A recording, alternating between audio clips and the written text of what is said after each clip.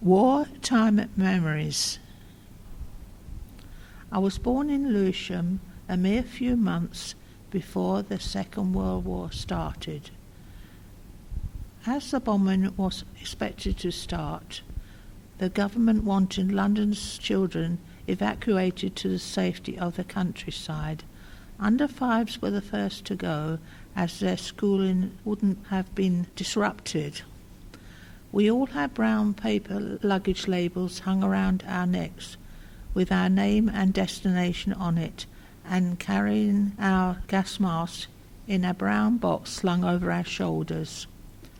Tiny babies had full-length versions, papoose-like, which they could be slipped into.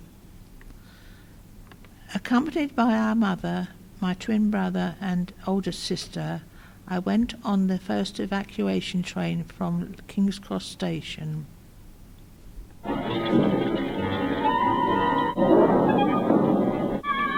And up above, London itself was taking a terrible beating.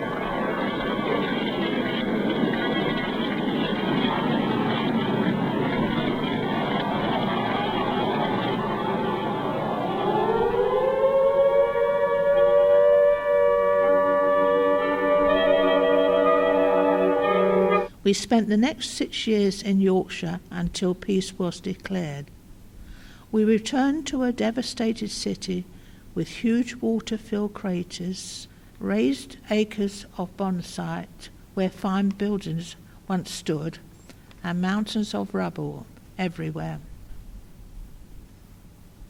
However, St. Paul's Cathedral was still intact, thanks to protection from the barrage balloons still floating in the foggy sky above.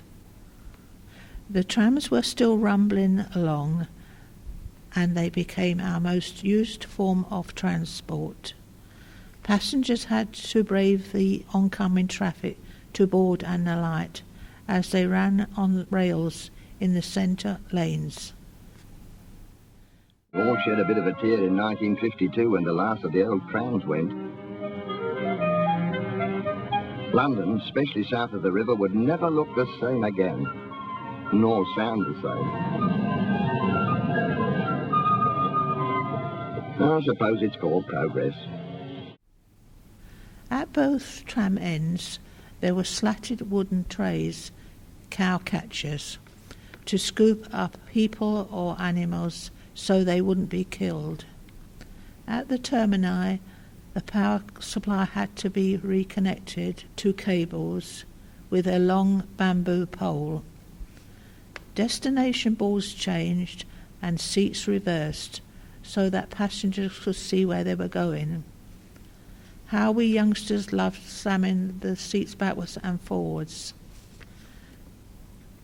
Nowadays I mostly travel on the vast bus network, and looking from the window I see many ultra-modern buildings emerging.